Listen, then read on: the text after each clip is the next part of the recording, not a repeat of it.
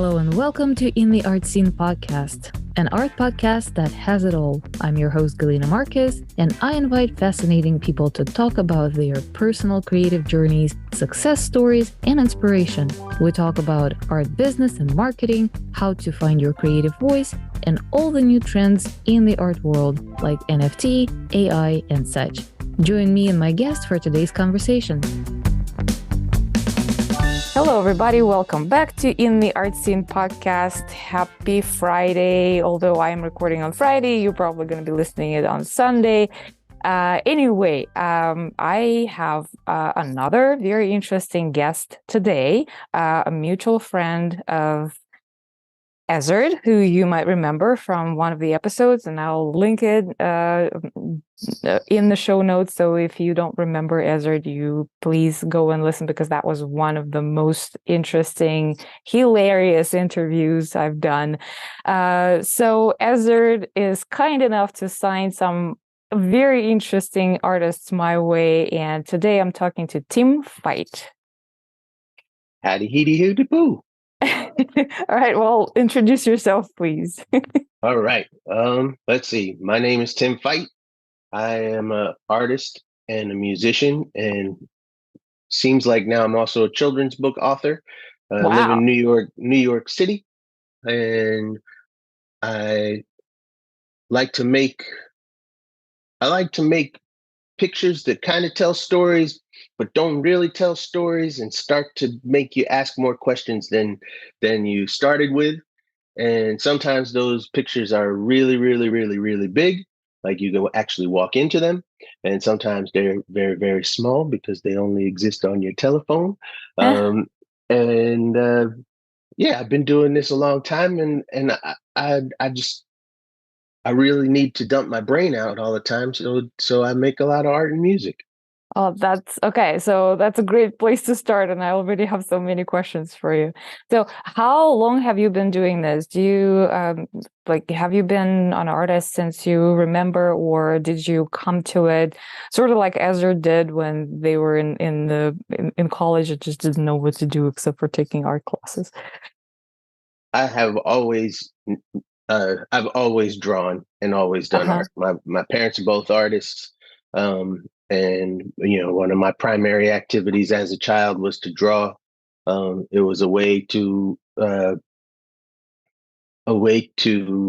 be social without being social, right? So if I can draw my friends, I have all the friends I need. So That's awesome. so I did that as a child, and as I grew up, as much as I fought it because I wanted to do something responsible with my life, art just kept coming. Art just kept coming back and saying, no. Responsibility is not your primary mode. Art is your primary mode, and from there, it's just been a very long and weird winding road, just taking me into the music world, where I sort of took a big detour for many, many years, but still was making art. And then, out of music back into art. And now I feel like this kid's book thing, I'm on another detour, which is great. I have so many questions right from there. We'll get back to music and children's book for sure. But you mentioned something earlier at the beginning of the conversation, that your drawings are kind of telling the story without telling the story, and create some open-ended questions. Like, can you describe for someone who's not familiar with your art, and I will put some of the examples of your art in the show notes, and put all the links so people can find you and start following you in the show notes. But can you describe what that means to you, this open-ended kind of a story, and why? Why are you doing it this way? Everything I do is directed by emotion.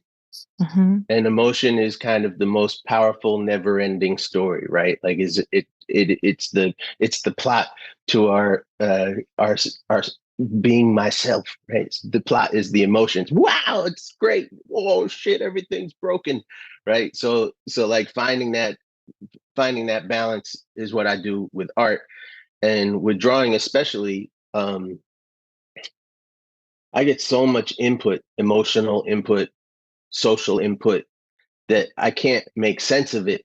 I can't make sense of it. And when I draw, it's sort of like trying to work my way through all of the stories that are kind of crashing together in my head.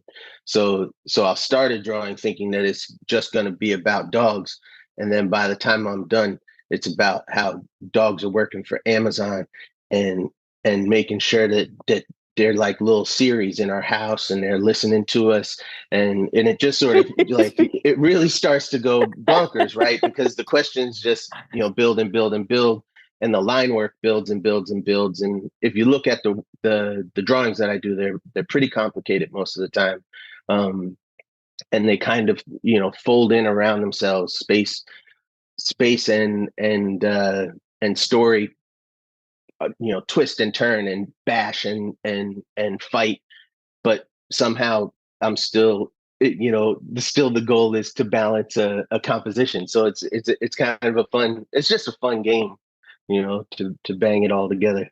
Yeah, it sounds really like a brain dump, just like you mentioned. Like that's so cool. That's so cool. So the idea for the children book came from that kind of a process that, one question creates another, and then the story. So tell me a little bit about the children's book. What is the book about, or is it's also open ended?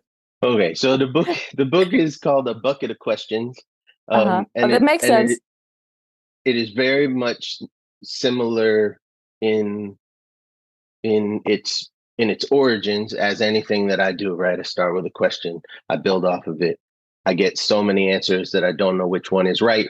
And I took that kind of concept and I broke it down into a much simpler format, which is multiple choice questions, where all of the answers are sort of right, but also extremely suspect and very funny. So that was the goal with the book, was to kind of break this thing that I make overly complicated with art down into something that is ultra simplified in a way that actually opens children up to the possibility of seeing the world in a complicated way, right? I think we don't give children enough credit for how brilliant they are, and but being inquisitive is something that tends to get shut down all the time. It's like, don't ask me another question, so like this book is about creating the environment in which as many questions as you want can be asked, because your bucket can hold as many questions as you could possibly think of. So, That's brilliant. Actually, that's brilliant. I totally agree with you. Like, even I have a 14-month-old in the house. He just started walking, and it's amazing to see how his brain works. Sometimes I see this process like right in his eyes, like on the spot. He's figuring out how things fit together, and how to open different things, and how like it's like, oh my God. This little tiny brain is learning probably like 3 times as fast as I learn in my age. yeah. Although, like, yeah, we're already kind of overloaded with all the information that we have, and we kind of have preconceived notions about a lot of things. His cup is completely empty, and he's so eager to fill it with all kinds of stuff. I will definitely be buying your book for my kid when he starts talking, because I am sure he's gonna have tons of questions. Totally. Yeah, and I really love your concept of processing emotions in different ways. The kind of creating a brain dump just to kind of take the load off yourself, and put it in a visual format to create this visual logical line of how things unravel.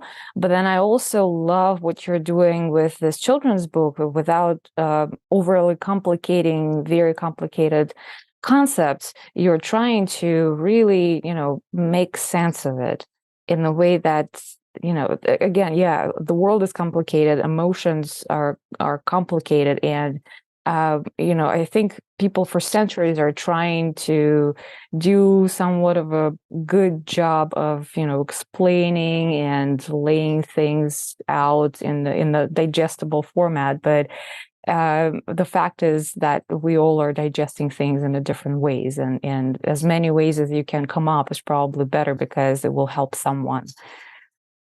Yeah, and I always like to think that an answer or an understanding of something should never be an endpoint. It's always just the next jumping off point for whatever your next question is, right? Yeah. So I could draw the same picture for the rest of my life. I just happen to switch out the piece of paper again and again and again so that I have more than one picture, because that's just sort of the traditional way of doing it. But the idea that knowing is cumulative, right, means that drawing could just be cumulative. It means that asking questions could just be cumulative, and you never really have to stop, right? And that as an idea to me is very exciting. It And is. also as a potentiality for children who have a limitless sense of imagination, a limitless sense of wonder and excitement. I like to think that it's possible to spark that up even more, and get them excited about how fun questions can be, and to not ever stop wondering why. Yeah. So I have a question though. Why is it not an adult book? Why is it a children's book? I mean, I think this concept is actually, even more helpful for adults, because we're kind of all in our heads right now, and it's really difficult for us to get out of our head and conceive new concepts and adapt to new information. I mean, in a big way, I made the book for adults. It's just children. Children are just who the book is marketed to, because that is they have giant expendable income. But I love that. but in the end, the kind of beautiful byproduct of writing this book for kids is that maybe a parent who normally would be the one who says, go ask your mom, or not today, right? I'm busy on my Zoom, right? Like, maybe that parent gets a chuckle out of a bunch of the stupid puns in the book, or sees how excited their kid is to dive into a question with ridiculous answers, or even sees that as a parent or as an adult, the pressure to provide an answer that makes sense or is even fully informative is unnecessary, right? We put so much pressure on ourselves to tell kids like the truth, or to like actually know something, when in the end it's just have fun and encourage them to keep asking, because if you give them the wrong answer and they ask again, they'll end up at the right answer. That's amazing. So I imagine the book is going to be quite big, because because of how many. What kind of questions? Like, can you give me an example? What kind of questions you're going to have in the book? The book has a lot of different questions. It's got like, why do seals clap? Why do children lose their teeth? It's got the big ones. It's got like, where do babies come from, which is very important. It's got why do old people have so many wrinkles? My favorite answer is it has like multiple choice answers. So like it's like A, too long in the tub. B, each wrinkle is for someone they love. C, to make babies giggle. Or D, to hold their giant sunglasses up. Right. So like it's a wide variety of answers that are all almost true, right? But still lead to more questions, right? So you could ask your grandma why are there so many wrinkles? That's amazing. That's so cool. Oh my God. So you are in the process of writing and drawing right now. Do you have a deadline? Do you have a publisher? When can we see this on the shelves? The book is out. It's on out. the shelves. Yeah, it's published by Simon and Schuster. It came out in March. Perfect. I've been on the road talking about it. I'm going to be reading it at an event at Rockefeller Center this weekend. That's awesome.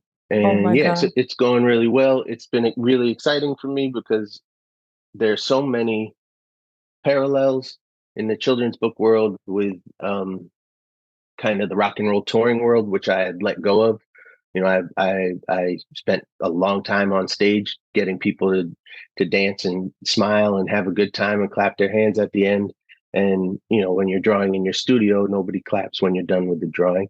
Yeah. So going into schools and reading the book, and having kids be excited at the end and go, "Yeah, all right, we love buckets, we love questions." It's really, really nice because it's a lot like that old life that I have let go of because I got a little old. And yeah, it's been really, really, really nice. That's okay. That's amazing. I did not know that. So okay, once we're done with this interview, I'm going. Is it on Amazon? It's everywhere. You could It's order it everywhere. from your local bookstore. You could order it on Amazon. You could order, any way that you like to get books. All I'm right. sure you can get Well, it. I know, I know what I'm doing when we're done with this interview. I'm getting a book. Perfect. That's amazing. Sweet. That's awesome. I'm so excited to see that. Okay, so let's then get back to your music career because you have mentioned that that has been quite quite a pivot from art, and then from that was pivot back to art and making a children's book. So how did you get from drawing to playing music? It was because in order to be social, I need to have an activity. And music is probably the most social activity that I could participate in. So when I'm in college and I'm like, oh wow, I can't just hide away and not have any friends, like real people friends. I have plenty of friends, but not like flesh and blood human beings. So to have a band or to play music with other people was a way to have an activity. So it's not just parties and banal small talk and all that stuff. And Hmm. so I was like making music with my friends and having a really good time in college, and from that, got a big record deal. Wow. That band imploded. Okay. Well, Moved on to do something else. what band was that? So it was a silly rap group called Little T and One Track Mike. Um, Awesome. and then we had high hopes, and as always with the music industry, high hopes create alternative circumstances. And then after that, I went on and did a solo project just with my name, Tim Fite, for a very, very, very long time. And a lot of the boys from Little T uh, played on all my records. Like it wasn't just like the end of anything. It was just a time for another question, um, which is, can I do this more or less by myself? And the answer was yes.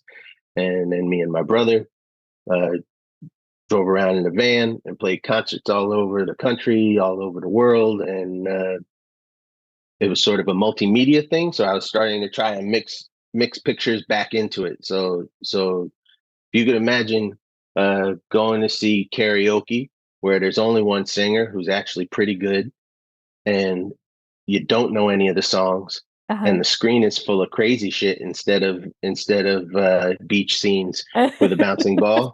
That's sort of what my show was. Oh, Um, that's awesome. and yeah, I made a bunch of records and played a bunch of concerts, and that's led to a lot of really great things in art for me, because it it it did the trick, right? It did what I needed it to do. Music got me out in the world.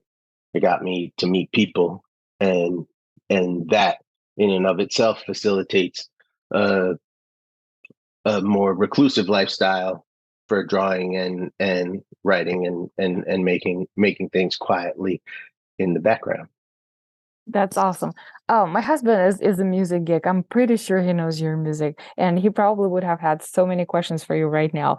I am struggling with that because I'm not a music geek, but I am fascinated with with how you approach your life, your emotional state, the communications, and like it's, you know, different forms of creativity are different ways of or different means to get what you need in the world, to, you know, to exist, to communicate, to produce, to be out there and you know, make real friends and draw friends.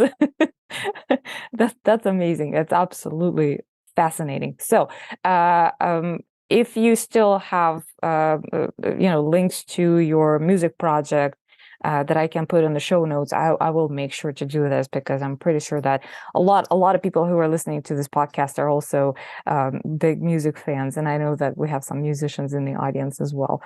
That Nice. is fascinating. I'm just imagining, you know, that my husband will come back from work today, and I'll tell him, you know, I interviewed Tim Fite today. Like, Tim Fite. I don't know. I don't know I'm about pretty that. sure. He's pretty geeky guy. So All right. yeah. I'm So pretty I'm pretty small business. So if he does know me, that means he's like the like real deep obscure shit. I So will let you know. Make sure of that. Oh, that's so cool. That's amazing.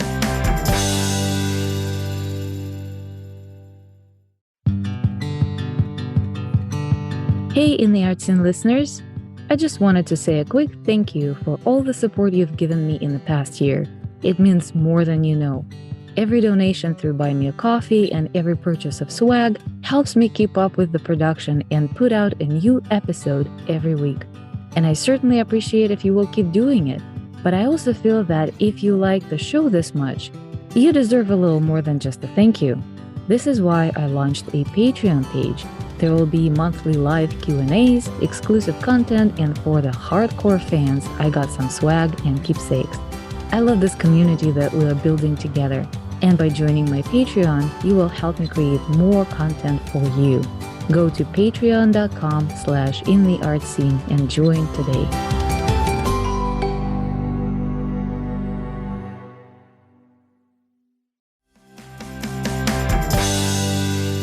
So the book is done. You are kind of, you know, I don't know if you're still doing music, but I guess it seems like you are back to drawing, to your art, to the visual world. So what's the next for you? What are you working on right now? I just finished a really, really cool super huge wall drawing at a art center in Portland, Maine. Mm-hmm. Called Space. They have a big performance venue, and they invite artists to come and do the walls. So it's probably like it was three primary walls. Two of them were about 30 feet by 12 feet, and then Wow. the other one was about 16 feet by maybe 18 feet. Wow. So I had like a couple weeks to do that drawing, and that was like super fun because again, real people in the world, and I got to go and see them, and I hadn't seen a lot of these folks since the pandemic, and I had a really nice time up there. And then But I leave.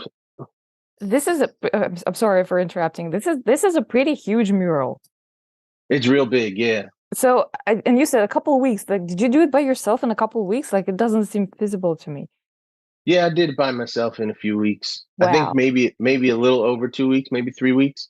Wow. Um, but I draw pretty fast once if I don't have if there's no expectations, right? Like So it's if all it really is it's free-handed. just yeah. I drew some really rough sketches on my iPad of just sort of like I knew what the idea was. I Uh-huh. knew the name of the thing, right? It's going to be called Paradise Will Break Your Heart. One side of the room is going to be sort of paradise. The other side of the room is going to be labor, like labor and leisure and how Uh-huh. they Uh-huh. mirror each other in evil ways. And then the other wall is going to be a giant heart sitting on a bed of knives. Um, Oh, and wow. so like I knew the basics, right? And then just like I was talking about before, as I draw, more questions come up, words start to twist, ideas start to, take shape. I had all these umbrellas in the beach, and they're Mhm. stuck in the sand with a man laying underneath them, and the composition wasn't working. The umbrella wasn't receding into the background; it was pushing forward. And I was like, "Well, how do I deal with that?" It's like, "Oh, well, the umbrella should be stuck through his heart because it's got to be in the front, right?" So, so, so it's a compositional question that ends up informing an emotional outcome in the picture, or an allegorical outcome in the picture. So it's how those things all slap each other around is exciting to me. That's fantastic. Do you have pictures of that mural? Yeah, I have a folder I can send you. That would be amazing. That is awesome. I am on the other post, so there's no way and anytime soon I will be able to go and see the space, but that would be fantastic to see, like, because this, like, the scale that you were describing is just like consuming. I imagine that people will be like in the room surrounded by these three walls and like be in the scene right there. So it's just, Yeah. yeah, it's And amazing. the stage is at the far end, so it's kind of beautiful because anybody who's performing, right, whether it's dance or music or whatever, their performance is going to change the way that the picture is, Yeah. which is like they had a heavy metal band. I saw pictures of the heavy Uh, metal concert, or like it was like really hardcore music, and that's people crowd surfing and sweat and just bodies. And then you see my pictures in the background, right? And then on the next, a few weeks later, they have modern dancers, and they posed with a perfect, like just the right body position. All the violence is gone, and it changes the picture, which is like one that's of amazing. the coolest things for me about doing wall drawings is that, right? Is like That's amazing.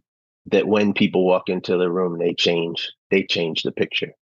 That's amazing. That's fascinating. All right, so I'm sorry I interrupted you because you were going to talk about another project that you were working on. Yeah, the next thing I'm real excited about, because it's something that I have done periodically for the past, about 10 years. But I work with a master printer in Bern, Switzerland. His name is Tom Bless, and he has Uh-huh. maybe the most beautiful studio I've ever seen, right on the river in Bern. And I've worked with him using printmaking to make original drawings. So he has this kind of beautiful way of thinking about printmaking as a tool that can speed up prolific drawers. So Uh-huh. his skills as a printmaker can kind of push me drawing. So he can lay down flats, and he can put all these pieces together, the bigger pieces, while I'm in the corner scribbling away. And we work together to make a show in 1 month. So I'll go in a week or two, and I'll spend a month with Tom. And the best thing about it is, I love art. Art's great, but I get to swim to work. You get to So I swim live to work? Yeah, yeah, I live up river from the studio. So I Uh-huh. wake up around 5, and just, put on my bathing suit and jump in the river and float down for about 10-15 minutes, and get out of the water and go to the studio, and I have some dry clothes there I put on, and I'll do my work, and Get out then of here. That's walk amazing. walk up river for lunch, have cook my lunch, and then jump back in the river and float back down to work. So it's a kind of heaven. Wow. Wow. That's a uh I mean, I know people are biking and skating to work, but floating down the river. That's absolutely. So I have questions about drawing and printmaking. So you kind of quickly mentioned that he's got this process, but I don't quite understand how that works. If you don't mind explaining what that means, and how printmaking skills can push the drawers to make more stuff. Cool. So yeah, typically printmaking in the past has been about creating an edition, right? You create Hmm. 10 of the same picture, so you could sell them at a lower cost but still make more money than you would if you just sold one picture, right? It's an economic thing. And it's about creating affordable art and getting something to a bigger audience. Tom is a master printer. He's spent a lifetime creating editions. And he left the United States and moved to Switzerland and started inviting American artists to come and work with him. And he realized that he wasn't really interested anymore in making the same picture 30 times, right? And then ending up having leftovers or whatever. Like that for him wasn't it wasn't pushing buttons, it wasn't exciting. So he started working with a lot of artists who draw really, really well and using monoprinting, gum printing, some digital printing to create mixed media works on paper. And because Tom is there with an amazing eye, with an insane sense of color, with a beautiful way of getting shapes to relate, he can start to build up backgrounds that then inform what I'm drawing on top, right? So okay. like we'll like, it'll usually starts digital. We have a big scanner, lay down a bunch of random junk in a sort of random way. We scan it in, we print it out. That's the first rectangle. Then you take a sheet of plexiglass, put some smushes on it, put some flats on it, some transparencies, put that on top of the printout, run it through the press, see what that is. Does it have life of its own? Not quite yet. Do another run. Does it have a life of its own? Yes, it's time to draw. And then I'll start to draw on it.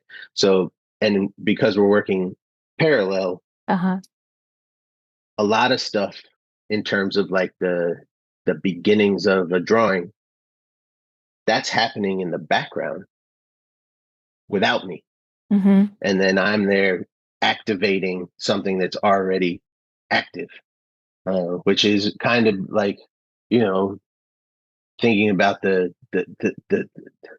intense infinite of the white piece of paper, right? Wow. What am I gonna do with this thing? I don't know. It looks just like every white piece of paper I've ever seen. It's just emptiness. It's nothing. It's nothingness. You know, so the fear of blank canvas. Right. And I don't have, and with Tom, I don't have to do that because we have a system in place. And what's so cool about it is that system is quintessentially of the printmaking mind, right? Everything about making prints is about using systems to create artwork that's beautiful and rich and powerful, right? But all of those systems were meant to create an edition, but we just use a system that doesn't make an edition. It makes originals. It makes things that are one of a kind, and which you know is nice. We make a bunch of drawings. That's amazing. So you said the show is in 1 month. Right? No, the residency where I make the work is in 1 month. Is in 1 month. Okay. So we'll work end of July through August, and then Tom has a busy schedule of exhibitions in his space. So probably usually we make the work and then it sits for a year or so until he has a slot to put it up. So fingers crossed, we'll make stuff that is worthy of going on the wall, and put it up and see if some Swiss people come and look at it. So before I release this episode, which is probably going to be a couple months, I will circle back with you. We'll see if there is something already in the schedule also to make sure to put it in the show notes. Great. You probably will be, how long is your residency? It's through the end of August. Yeah. So probably I will be reaching out to you either toward the end of your residency or right after. So we'll see what maybe you will have some samples to or sneak peeks to show us. That will be amazing. Oh my God, you're living such an interesting, fascinating life. Everything from, expanding your creative horizons, using it to help children and adults, and swimming to work to studio. This is something that I am pretty sure a lot of people are going to be, in awe about You know, I listening also to. I Yeah. also just, I just make beans and rice for dinner, and like it's all part of the whole thing. It's I I think I would fall apart. I think it's funny because it's like it sounds like, oh, whoa, this is beautiful, but if I didn't stay on top of it, if I didn't always be dumping it out, it would eat me alive. So it's all it's like it's a teddy bear with teeth. Uh, Um, so you're doing it as a, as means for self-preservation and keeping your mental health. yeah, yeah, self-preservation. That's an interesting one because I I I feel like self-preservation is like it reminds me of like embalming fluid. Right? It's Uh-huh. when you put that, it's like, no, I'm gonna, I'm gonna preserve myself while I'm still alive. It's like, no, I'm rotting. I'm already rotting in the ground. So I'm not necessarily gonna preserve that aspect of me, but, but it's thought preservation, it's idea preservation, right? And that I think is sort of if there is a concrete outcome that's not just self-interested, I got to do it. That is more universal. That concrete outcome is the thing, or the experience that other people have with the thing. And that to me is very, you know, it makes me feel better about being so selfish. That's an interesting comment. You know what it sounds to me like? Sometimes when I talk to artists and they describe this kind of a way of downloading some information, it sounds to me like you have like a constant open channel of downloading and then unloading and unloading. It. I mean, it's still really fascinating, and I'm sure it's a lot of work and a lot of pressure on yourself, because you kind of have to handle this amount of information that you just not capable of keeping all in your head and for yourself, and it just needs to come out, otherwise it's going to kill you. Yeah, I mean, it's just, well, like if I didn't if I didn't need love, if I didn't need a place to stay, if I didn't need money, right? I don't think it would be in any way a burden, right? Because it would just be like a meditation. Yeah.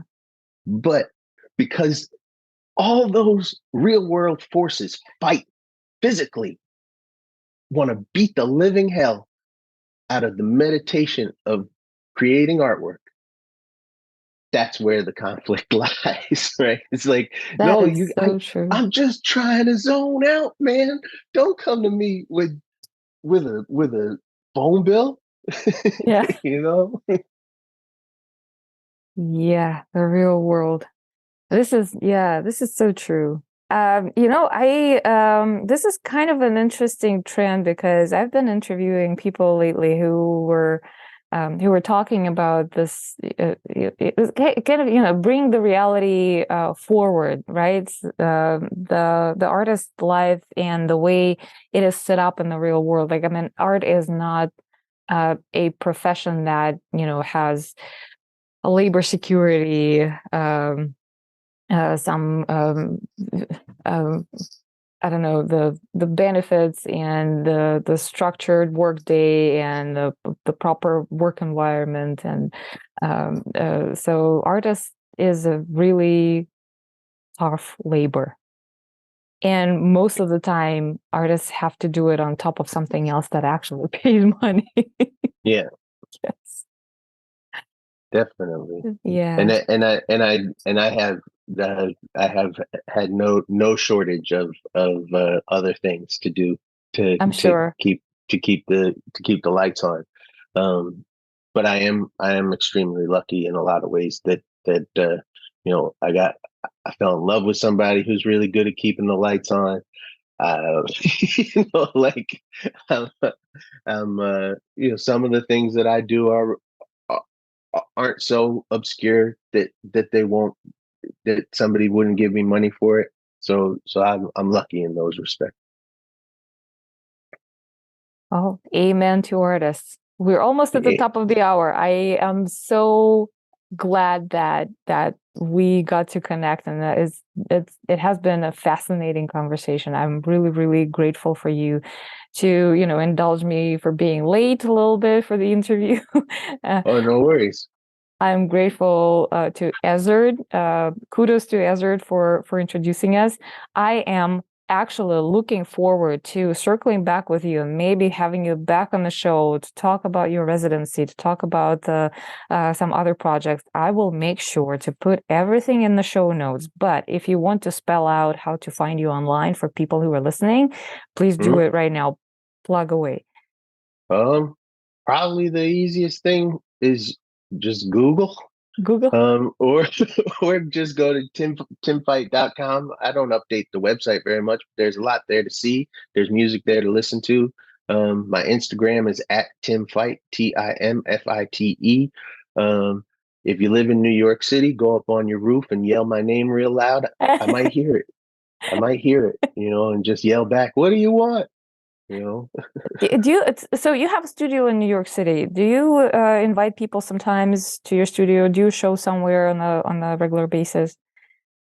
I was showing on Governor's Island yearly, but that went away. And then I show at Tom's pretty regularly, but Switzerland is far away. And sometimes, if the conditions are right, I'll invite people to my studio, but it tends to be the place where I hide away. But if the right person with a kind heart and an open spirit says, "Hey, can I come and look through your flat files?" I'll say, "Yeah, all right, come on." Then I'll figure out how to get the old candy wrappers out of there and make it just be art. All right, so there is a rare chance for you who are in New York City, but just get on top of the roof and yell Tim Fite very loud. I'm looking forward to hearing that echoing through Brooklyn. Let's make it happen, then. Cool. All right, thank you so much again. We'll see you again in the art scene. And sweet. Bye. It has been another episode of In the Art Scene podcast. If you liked today's conversation, please give us a good review on Apple and go listen to other great stories. Check out our website intheartscene.com or follow us on Instagram at intheartscene for more content. If you are a creative and you want to share your story, shoot us a message from the website or DM us on Instagram. Look forward to seeing you next time in the art scene.